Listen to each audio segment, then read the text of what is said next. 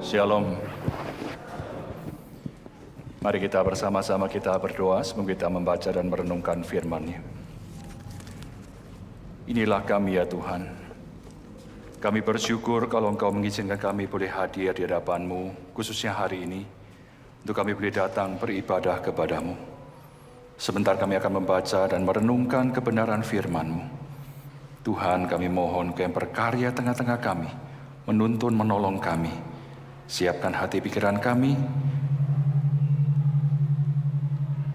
mampukan kami ya Tuhan, bukan hanya sekedar kami mengerti dalam otak pikiran kami, tapi kami boleh mengalami dan menjalani dalam kehidupan kami. Terima kasih. Demi Yesus Kristus, Putra Tunggal-Mu kami berdoa. Amin. Saya mengajak kita bersama-sama kita membuka firman Tuhan dari kitab Yeskiel pasal 36. Yeskiel pasal 36 ayat 22 sampai 31. Yeskiel pasal 36 ayat 22 sampai 31.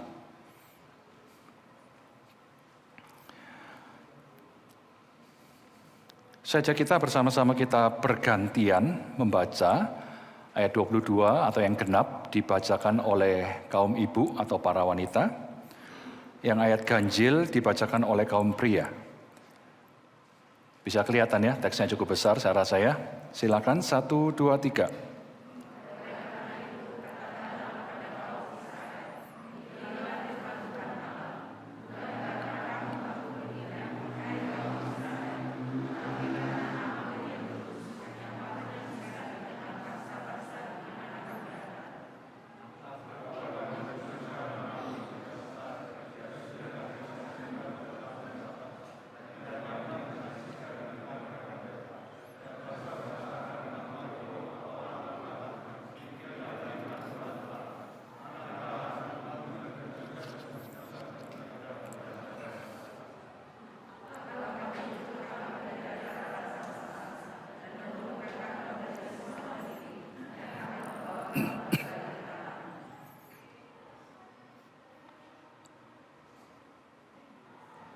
Selanjutnya.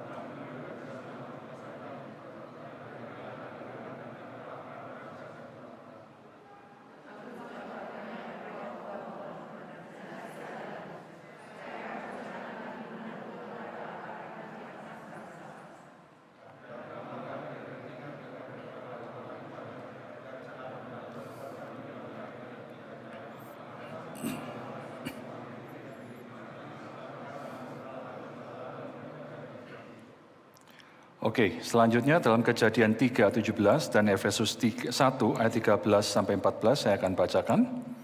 Kejadian 3:17, lalu firman-Nya kepada manusia itu, karena engkau mendengarkan perkataan istrimu dan memakan dari buah pohon yang telah kuperintahkan kepadamu, jangan makan daripadanya, maka terkutuklah tanah karena engkau.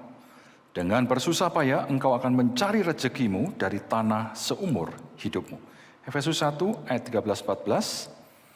Di dalam Dia kamu juga, karena kamu telah mendengar firman kebenaran, yaitu Injil keselamatanmu di dalam Dia, kamu juga ketika kamu percaya, dimeteraikan dengan Roh Kudus yang dijanjikannya itu. Dan Roh Kudus itu adalah jaminan bagian kita sampai kita memperoleh seluruhnya, yaitu penebusan yang menjadikan kita milik Allah untuk memuji kemuliaan-Nya. Slide selanjutnya.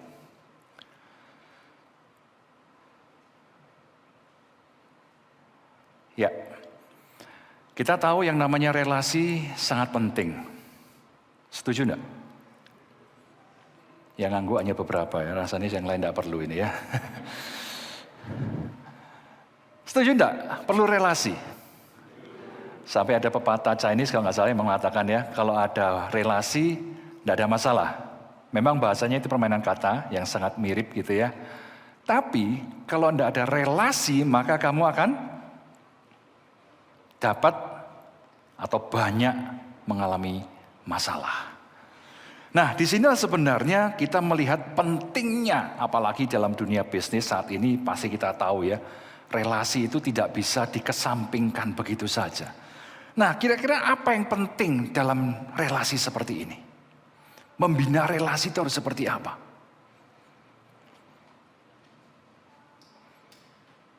Kedua pihak harus tahu ya, bagaimana rasanya, bagaimana kita harus mau. Seringkali kadang-kadang mungkin kita lagi ya bad mood lah ya, bete atau kita lagi ndak enak, rasa-rasen, aduh. Kayak gini-gini jam segini ditelepon, oh pola suruh ini dan itu, waduh. Tapi dalam dunia bisnis itu rasanya sudah ndak ada itu rasanya seperti itu ya. Bahkan orang rela sampai tengah malam pun demi relasi, tanda kutip, mempertahankan relasi seperti itu. Dia rela melakukan banyak hal yang terkadang tidak masuk akal. Nah, terserah dari itu, terlepas dari itu, kalau kita sekarang bertanya, kalau relasi kita dengan Tuhan rusak, terus piye? Slide selanjutnya. Bahkan kita tadi baca dalam Kejadian 3 ayat 17, kita sekarang menjadi musuh Allah. Bahkan ketika kita menjadi musuh Allah, ada satu hal tadi yang terjadi, yaitu apa? Ketika manusia dikutuk oleh Allah, apa juga yang ikut terkutuk di situ? Tadi dengar ya saya baca ya.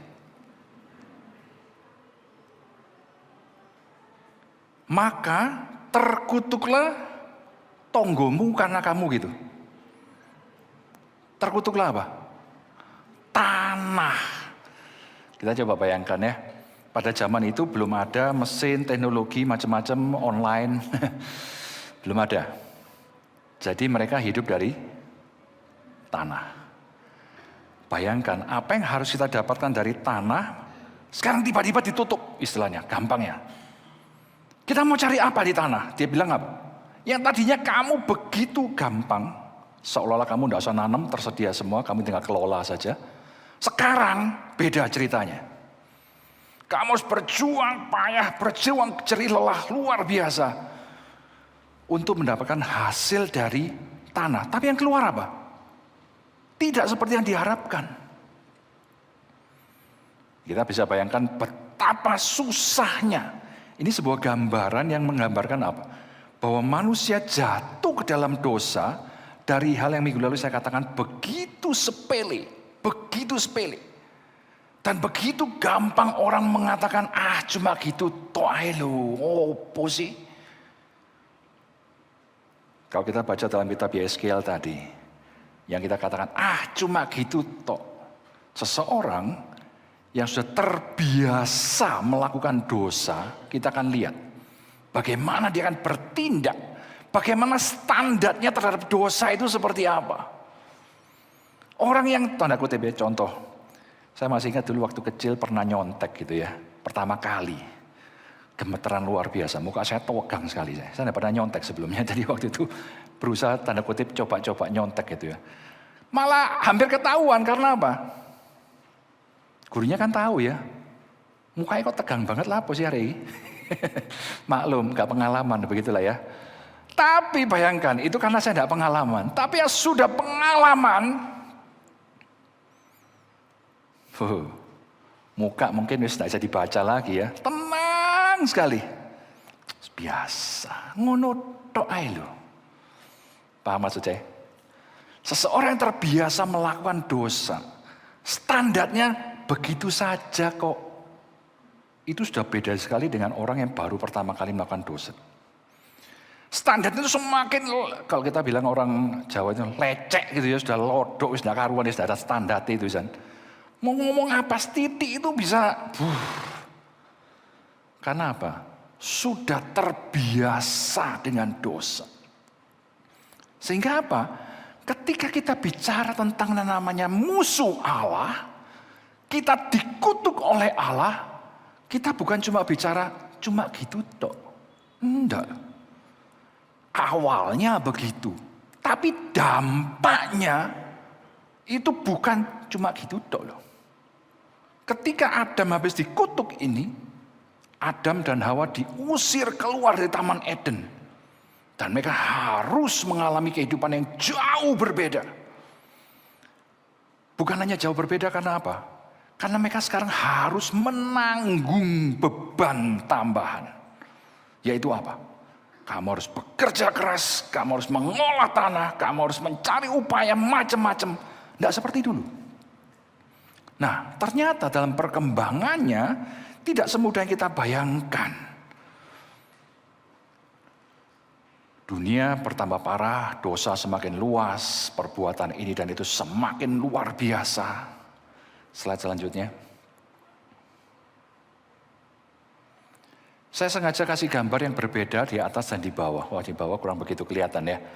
Itu saya bayangkan itu adalah sebuah hutan yang begitu rimbun, airnya banyak, hijau sekali. Di sini jadi hitam, nah itu dia ya. Yang atas, ada yang mau tinggal di situ, kia-kia ke sana, camping sekali-sekali ke sana, nyoba gitu, ada yang mau? Nyobalah hidup sebulan di situ kayak Tuhan Yesus itu 40 hari 40 malam gitu ya. Nggak ada hotel, nggak ada makan, nggak ada minum, keluyuran aja di situ. Mau? Sopo sing mau gitu ya. Meskipun bagus, cukuplah 10 detik saja tak potret mari, ayo ndang lunga wis ya. Jangan di sini lama-lama gitu. Kenapa? Kehidupan tidak tampak di situ. Bahaya iya. Situasi yang ekstrim. Pagi begitu dingin, malam begitu dingin, siang begitu panas. Bahkan saya baru tahu tempat terpanas di dunia ini yang paling kering adalah di Iran. Ada sebuah gurun yang kalau siang itu konon katanya itu sampai kira-kira 70 derajat Celcius. Mau nyoba? Umup nanti di situ ya. Situasi inilah dialami oleh bangsa Israel, Bapak Ibu. Ketika mereka harus menjalani yang namanya penghukuman Tuhan. Kok bisa? Mereka yang mengaku diri sebagai umat pilihan Allah, yang dituntun sendiri oleh Allah, masuk ke negara, ke tanah perjanjian yang katanya super subur, super hebat, penuh berkat dan macam-macam yang lain. Kok bisa mengalami yang seperti di atas itu?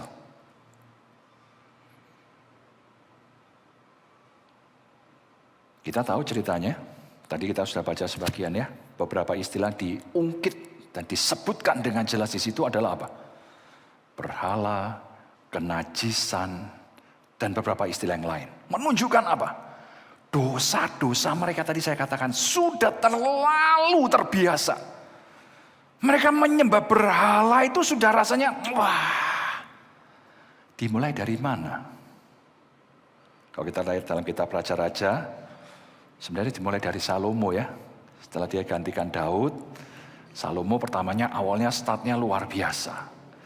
Tapi kemudian perkembangannya ternyata luar biasa juga. Tapi luar biasa apa? Parah, kacau, hancur.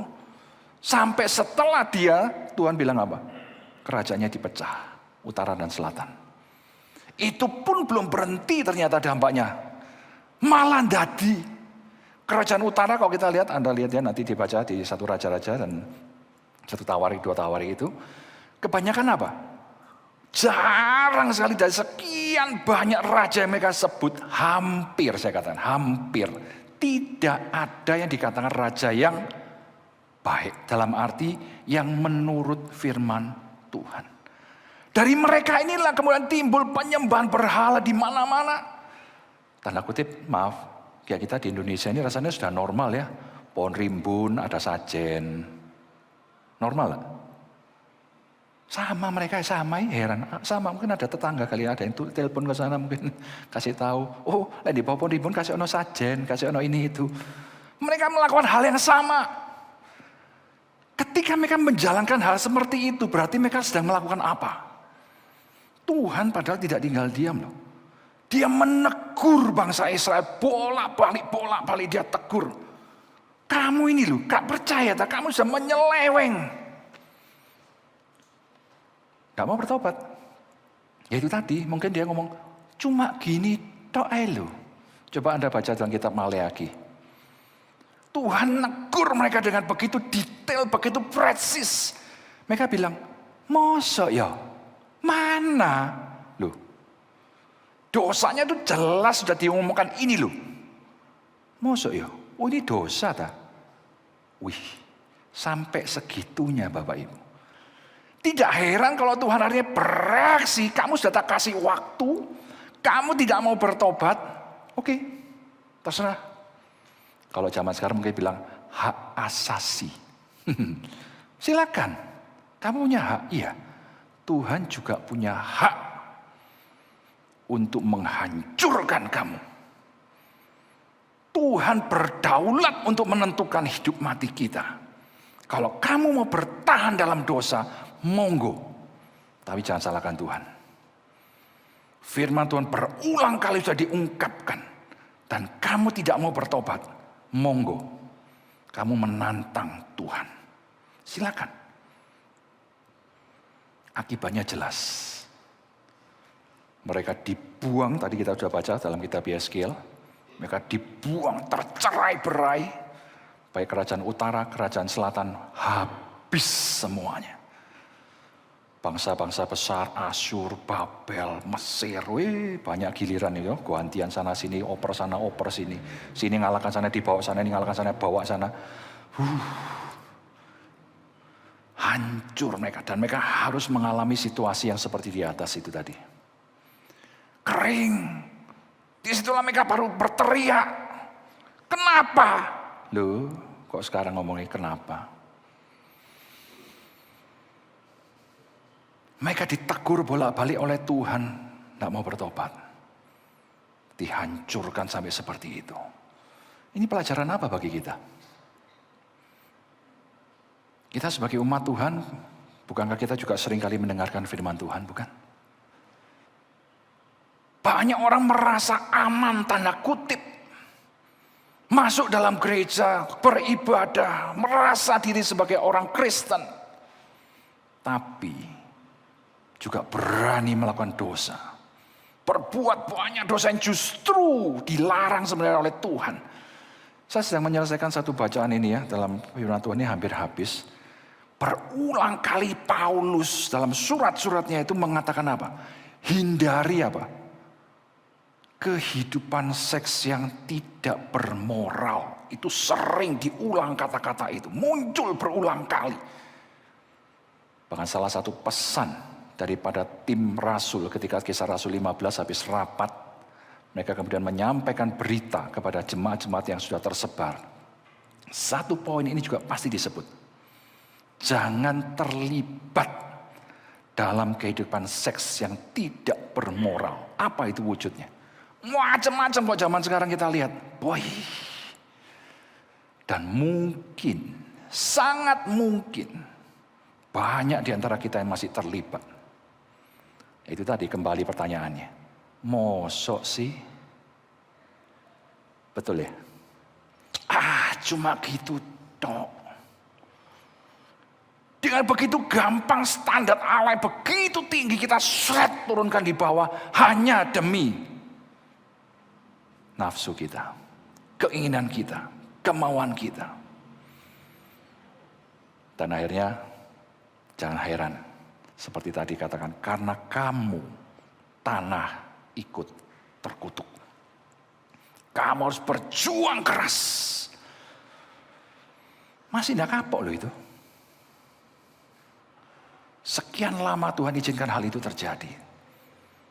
Sebenarnya pola-pola seperti ini kalau kita lihat mulai dari keluar dari tanah Mesir, mereka masuk tanah perjanjian, di dalam pembuangan. Polanya selalu gimana? Hanya berapa persen yang Tuhan akhirnya ambil sebagai dikatakan sisa. Berarti sisa itu apa? Bukan mayoritas.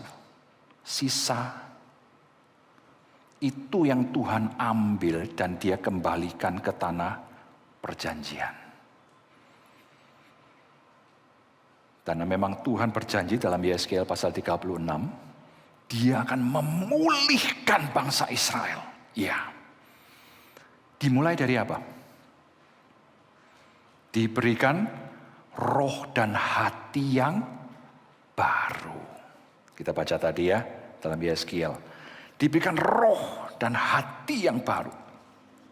Ayat 27. Untuk apa? Supaya kita bisa hidup menurut segala ketetapan dan peraturan Tuhan untuk kita lakukan. Slide selanjutnya. Dia memulihkan kita dengan memberikan rohnya yang kudus. Hari ini kita memperingati Pentakosta 10 hari setelah kenaikan. 50 hari setelah Yesus bangkit.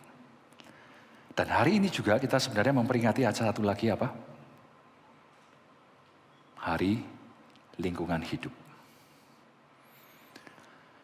Apa hubungannya memberikan roh dan lingkungan hidup? Saya temukan teks ini, saya kagum. Kejadian 3:17 tadi dengan jelas mengatakan karena kita yang berdosa, tanah kena. Dalam arti itu wakil yang menggambarkan seluruh ciptaan kena kutuk karena kita yang berdosa. Sekarang kita dipulihkan dengan cara kita diberikan roh Allah yang baru. Kita dipulihkan relasi kita dengan Tuhan. Supaya apa? Ciptaan yang lain ini pun boleh mengalami pemulihan.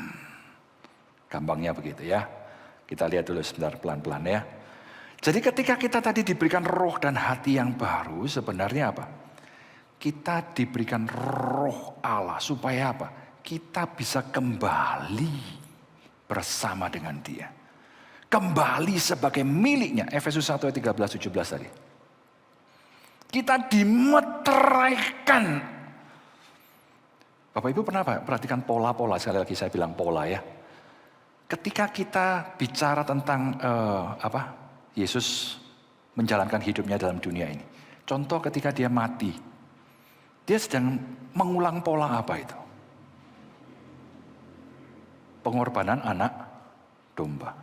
Yang sudah diajarkan lama sebelumnya oleh Tuhan. Ketika mereka mau keluar dari Mesir, sembelih, darahnya oleskan. Satu pola, tanda kutip. Itu sudah diajarkan, diingat, diperingati sampai mereka lupa isinya apa sebenarnya. Baru Tuhan datang mengisi pola itu lagi. Pola yang ini juga sebenarnya mirip, tanda kutip. Ini diberikan oleh Tuhan, pola aku akan memberikan rohku kepadamu. Dan ini kemudian diulang tanda kutip ketika Yesus sudah naik ke surga dan sudah berjanji, tadi sudah dibacakan dalam Yohanes ya. Penolong itu kan diberikan. Dan kita peringati pada hari ini. Tapi kita melihat kembali perannya roh ini sebenarnya. Dalam pola yang Tuhan sudah terus ajarkan, dia tidak pernah berubah. Tapi dia selalu mengingatkan kepada kita untuk apa? Karena seringkali ketika itu ditawarkan, diajarkan, ditampilkan. Pertama mereka kaget. Oh terima, dijalankan. Tapi lama-lama hilang. Dan ini juga terjadi dalam diri kita bukan? Kita seringkali menerima pengajaran. Iya, dilakukan. Tapi lama-lama jadi kayak mesin. Jalan, lupa. Ini lapo saya ini. Buat apa? Tidak tahu. Sehingga sangat mudah kita akan hilang. Tidak lagi pada jalur yang Tuhan sudah tetapkan. Nah pada pagi ini kita kembali diingatkan. Bahwa kita menerima roh Allah ini. Sesuai dengan pimpinan roh kudus. Ayat 26-27 itu ya saya tuliskan di situ. Supaya kita apa? Kita itu bisa taat. Menjalankan kebenaran, ketetapan, peraturan Tuhan dalam hidup kita. Nah, berikutnya adalah hidup sebagai orang yang sudah mengalami kemerdekaan sejati. Kita lihat dalam ayat 29. Dan aku akan melepaskan kamu dari segala dosa kenajisanmu. Perhatikan baik-baik di sini. Kita menjalani hidup yang dikatakan merdeka, kita menjalani hidup sebagai anak-anak Allah, itu bukan cuma sekedar status. Sekali lagi saya katakan. Bukan cuma sekedar, oh aku anak Tuhan, aku sudah ke gereja, aku sudah ini dan itu di gereja dan sebagainya. Ya baik, tapi bagaimana wujud hidupmu? Ini juga seringkali terjebak hal yang sama. Hanya sekedar status. Tapi tidak pernah menjalani hidup yang sesungguhnya di dalam Tuhan. Seperti tadi saya katakan, dalam kehidupan kita sehari-hari, bagaimana wujudnya? Masih hidup dalam dosa? Bagaimana kita melihat dosa itu? Jijik atau menyenangkan? Dosa itu menyenangkan loh Bapak Ibu, saya katakan. Kalau itu menyakitkan, menakutkan, tidak akan ada yang dekat. Tidak ada. Tapi dosa itu sangat menyenangkan. Menarik sekali. Makanya banyak, semua pada lari ke sana. Makanya firman Tuhan katakan apa? Pintu itu lebar, jalan menuju kebinasaan itu lebar. Banyak yang lewat sana. Senang. Sekali lagi saya katakan, dosa itu menyenangkan. Tapi lupa sisi yang lain dari dosa itu apa? Mematikan, membinasakan. Dan itu banyak yang ikut. Tapi sedikit, karena apa yang ikut ke dalam jalan kebenaran? Kecil, sempit, susah lagi. Harus berjuang. Nggak enak. Nah disinilah Roh Kudus hadir dalam hidup kita. Dia menerangi kita.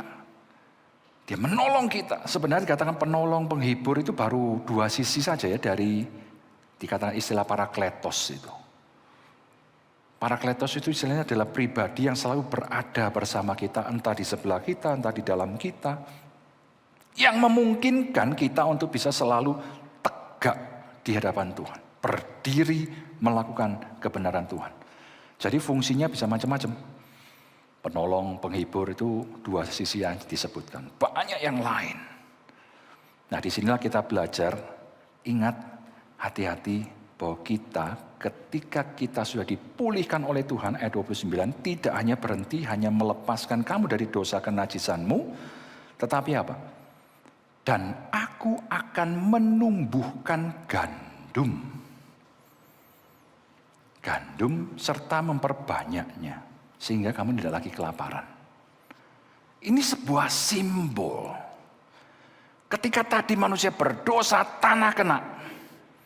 Sekarang juga sebaliknya. Ketika kita dipulihkan dengan Tuhan, berkat itu kembali kepada kita. Ini tolong dilihat dari segi agraria ya.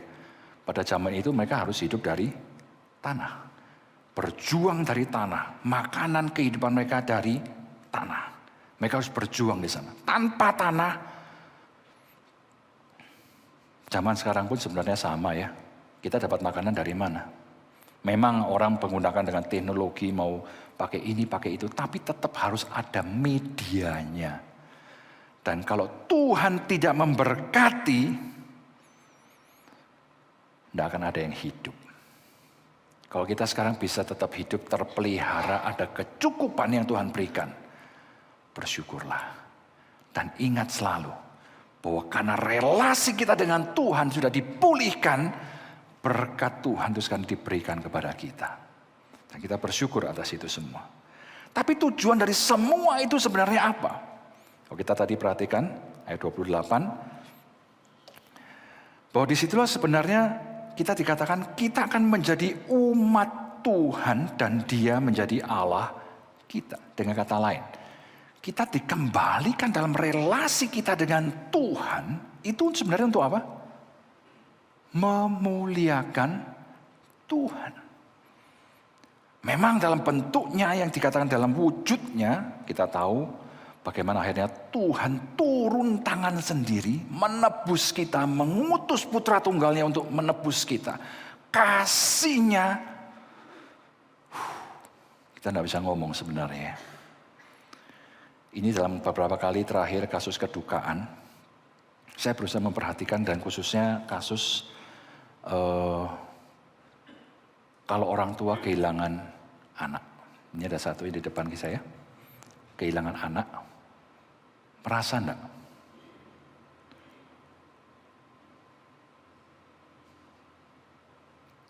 Kehilangan orang tua dengan kehilangan anak.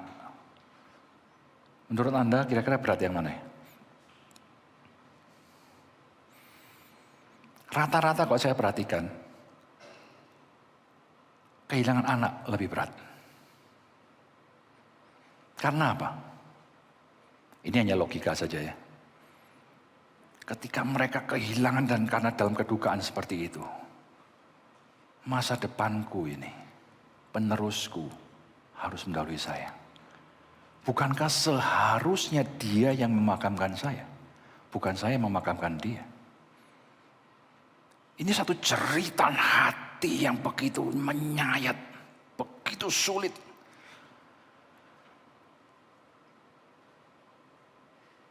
Kalau orang tua yang kita meninggal, orang tua misalnya, saya pernah ngalami juga. Kehilangannya besar, iya. Kita memberikan orang yang kita kasih itu tidak lagi bersama kita dan itu rasanya gimana begitu ya. Seharusnya kita masih berharap dia bersama dengan kita.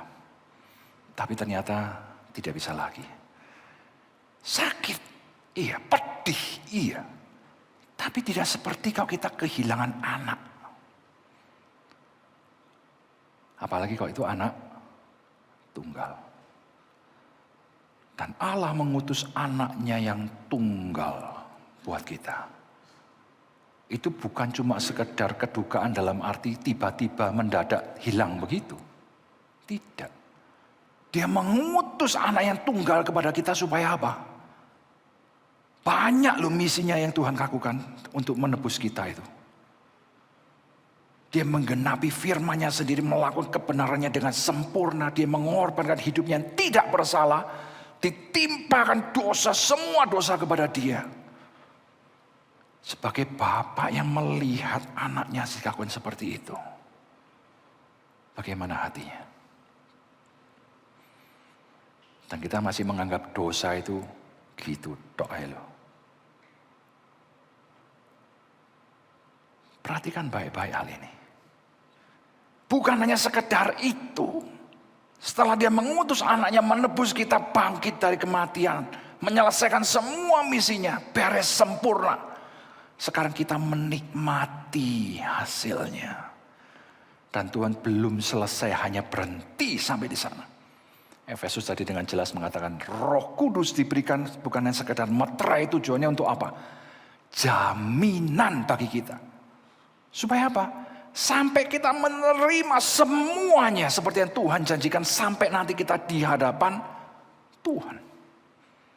Wow. Dan sebagai orang-orang yang sudah ditebus olehnya, Tuhan minta apa? Taatlah. Setialah dalam jalan itu sekalipun kamu mungkin kan sulit, berat hidupmu. Tapi dia memberikan rohnya yang kudus itu kepada kita. Supaya apa? Itu tadi, kita ditopang, dikuatkan, dimampukan. Sekalipun ketika kita menjalankan perintah, ketetapan, peraturan Tuhan. Mungkin masih, kalau saya selalu kasihkan istilah kejeduk-jeduk gitu ya. Belajar jatuh, belajar ini jatuh. Tapi kita terus berulang belajar dan Tuhan terus mengajar, menopang, menguatkan. Ayo, ayo, ayo. Bapak Ibu yang pernah punya anak kecil tentu tahu ya. Apakah begitu lahir, dalam 1 menit, 2 menit langsung bisa loncat-loncat, keliling-keliling, lari-lari begitu? Jaran itu namanya. Anak kuda itu namanya. Itu yang di padang di padang gurun, bukan padang gurun ya, di padang rumput sana itu ya. Baru lahir 1-2 jam baru kliuk, 1 jam lagi loncat-loncat sudah dia. Wow, 1 jam. Tapi manusia tidak begitu. Kita tahu harus dituntun, diawasi. Sudah mulai belajar jalan dituntun, jatuh, ayo berdiri lagi. Ya kan? Maksud jatuh, wis ngeletak awais, turu wae kamu gitu. Kan enggak. Tuhan begitu sabar sama kita. Karena dia tahu siapa kita. Kita adalah ciptaannya. Bagaimana Tuhan harus mereparasi kita seperti saya katakan minggu lalu. Dia sangat tahu. Service centernya ada di Tuhan.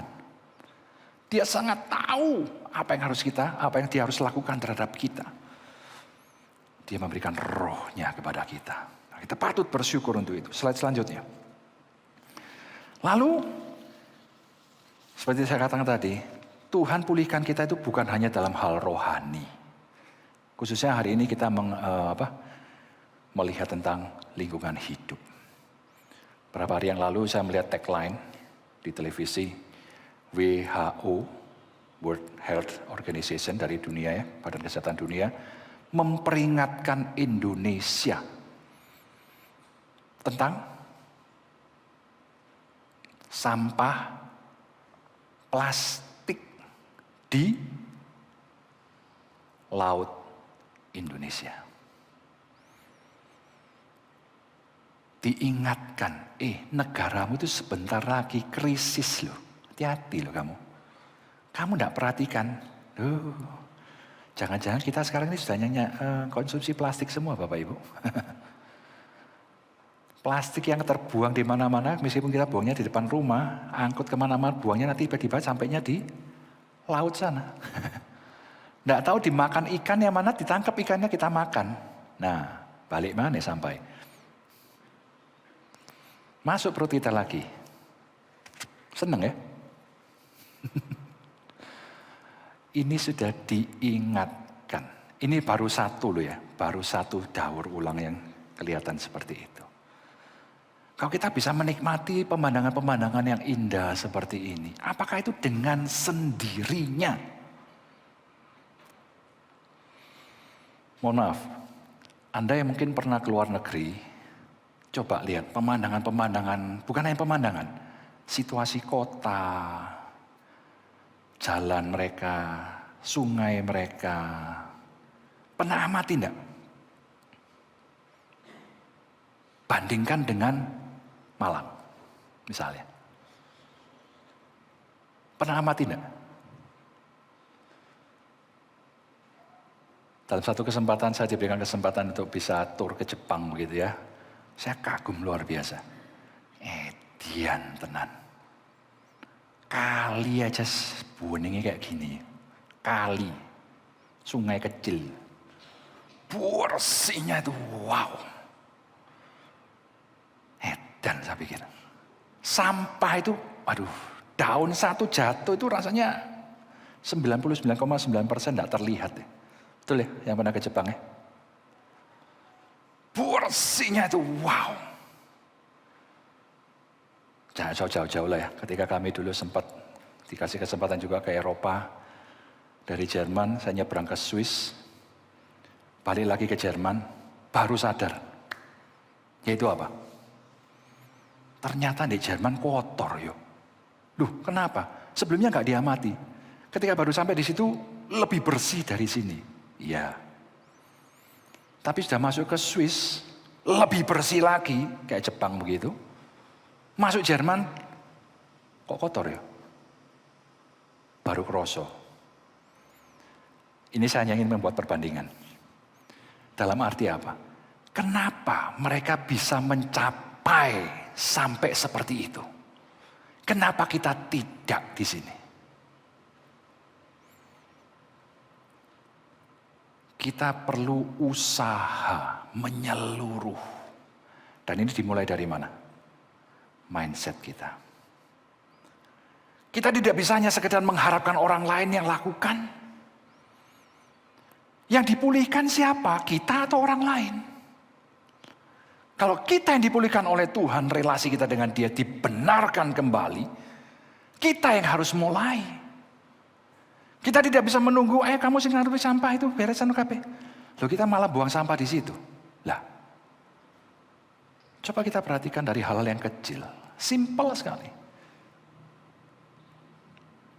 Kita bersyukur kalau kita bisa melihat bagaimana lingkungan sekitar kita tadi bisa damai, bisa enak, bisa indah, sehat, dan sebagainya. Perlu usaha dan itu harus dimulai dari kita. Kita harus memberikan pandangan ini keluar. Makanya kita perlu juga, ini salah satu dampak ya. kita menginjili orang lain. Bukan hanya memberikan pengharapan, itu pasti, itu yang utama, betul.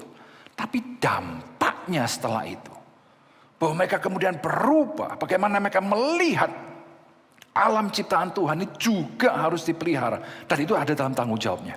Sebagai manusia yang sudah diletakkan sebagai mahkota ciptaan Allah, yang memang diberikan mandat untuk memelihara dan mengelola ciptaan Allah. Dengan kata lain, jangan kita hanya berpaku tangan aja lihat mana itu kok belum beres, mana itu kok belum beres. Lah sing iki ya belum beres berarti. Kita harus melakukan. Supaya orang lain. Saya sebenarnya cukup malu ya. Saya melihat iklan yang seperti ini, iklan apa? Rokok. Saya kaget. Loh, kok malah mereka yang memberikan contoh? Pernah lihat ya iklannya ya? Ambil sampah, berdampak orang-orang lihat, yuk ikut-ikut ambil sampah. Loh, kita lakukan enggak sih? Atau sebaliknya malah kita yang buang sampah di situ? Kelihatannya simple, seperti tadi. Gitu doa loh. Tapi disitulah menunjukkan sebenarnya bagaimana kita berpikir, mempengaruhi cara kita bertindak. Dan seringkali kita tidak memikirkan dampak dari itu. Hari ini kita diingatkan, hey, kita sebagai orang percaya kita diberikan roh Allah bagi kita. Relasi kita sudah dipulihkan dengan Tuhan. Kita dimampukan kembali untuk boleh lancar, tanda kutip, sudah bebas plong dengan Tuhan. Kita bisa menerima berkatnya. Tapi jangan lupa, kita bukan cuma menerima berkat. Tuhan juga memberikan mandat, tidak pernah berubah. Kelola lingkungan hidupmu. Dia tidak pernah mengubah mandat itu. Tuhan memberikan tanggung jawab itu kepada kita. Mari kita lakukan. Dan pikirkan, ini bukan demi kita saat ini toh. Tapi demi siapa? Masa depan penerus kita. Jangan kita hanya pikir, oh aku selamat, ya usah beres, saya akarnya nanti berikutnya terserah. No. Pikirkan baik-baik. Tuhan tidak memanggil, ya tak tahu ya, kalau Tuhan ada yang panggil kita nanti jadi salah satu tokoh lingkungan hidup dunia misalnya, saya juga tidak tahu. Bisa jadi, why not?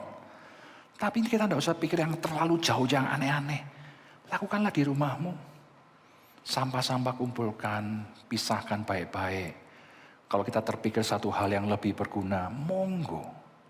Silakan, pikirkan. Kalau memang Tuhan panggil, untuk kita boleh melakukan terobosan-terobosan tertentu, why not?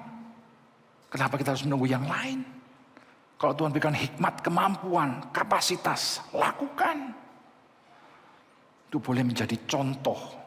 Dipanggil oleh Tuhan untuk kita boleh mengalami terobosan-terobosan dan menjadi berkat bagi sesama kita, bagi diri kita, bagi generasi penerus kita. Mari kita lakukan hal ini. Slide selanjutnya. Kata-kata ini bukan hanya sekedar bagi kita. Bisa tampilkan slide-nya?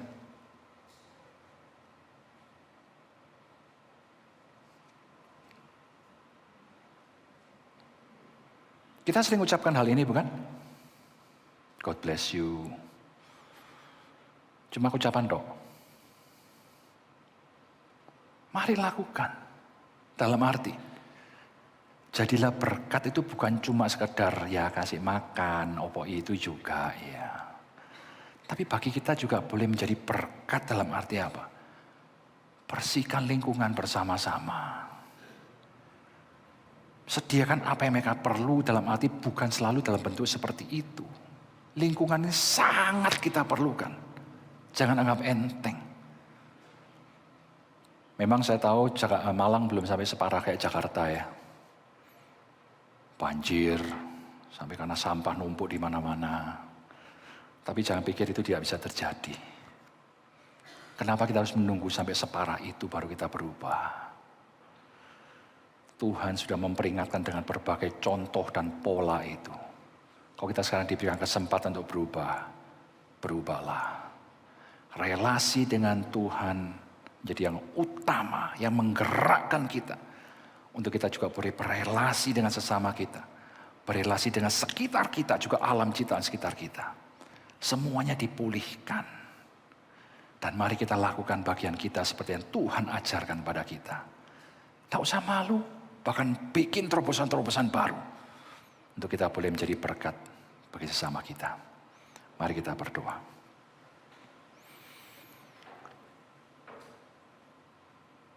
Terima kasih ya Tuhan, bahwa pimpinan dan kasih-Mu, karya-Mu bagi kami. Kami bersyukur untuk semua yang boleh kami terima. Dan bahkan pada hari ini Tuhan, kalau kami boleh akan memperingati karya-Mu melalui perjamuan kudus-Mu. Tuhan, tolong kami. Bukan hanya sekedar kami dipulihkan dan merelasi kami dengan Engkau. Tapi Tuhan, Kau mengingatkan kami. Engkau sudah mengutus Roh-Mu dalam diri hidup kami. Untuk kami juga boleh punya relasi yang baik dengan sekitar kami. Dengan alam ciptaan-Mu, juga dengan sesama kami. Tuhan, mampukan kami untuk kami boleh menjalankan mandat yang Kau berikan pada kami sesuai dengan kebenaran firman-Mu. Terima kasih Bapa. Kami percayakan semuanya dalam tangan kasih-Mu. Demi Yesus Kristus, Putra Tunggal-Mu kami berdoa. Amin.